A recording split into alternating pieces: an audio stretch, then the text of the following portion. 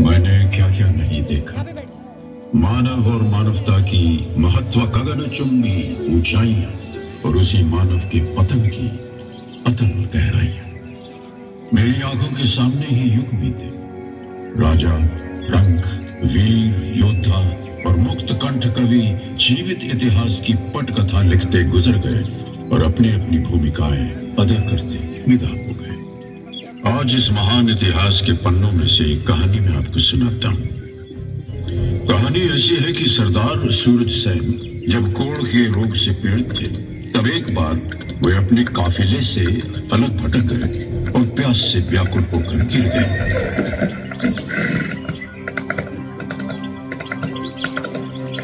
पानी,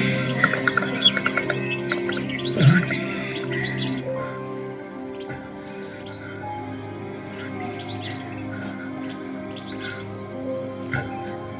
पानी पिला दो। पूर्वाय गिरये पश्चिमायात्रये नमः। हे गुरुदेव, मेरी मदद कर सकते। सर्वाणां पतये विनाधिपतये नमः। मैं प्यास से व्याकुल हूँ, मेरी सहायता कीजिए। अवश्य पुत्र, आओ, मैं तुम्हें पास की एक शिला के पास लेकर चलता हूं, जहां एक गुप्त झरना है। आओ मेरे साथ, चलो।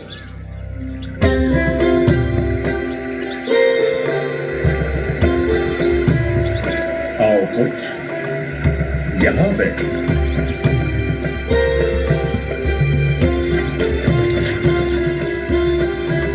लो वत्स, इस कुंड के जल को ग्रहण करो, सब ठीक हो जाएगा।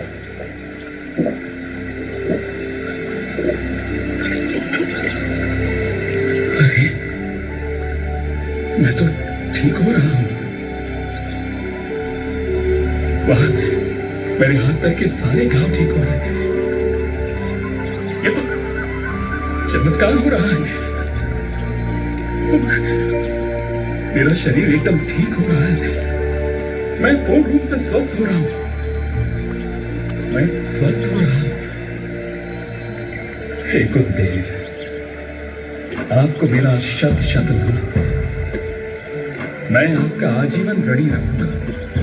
वत्स, ये तो इस गोपाचल पर्वत का चमत्कार है।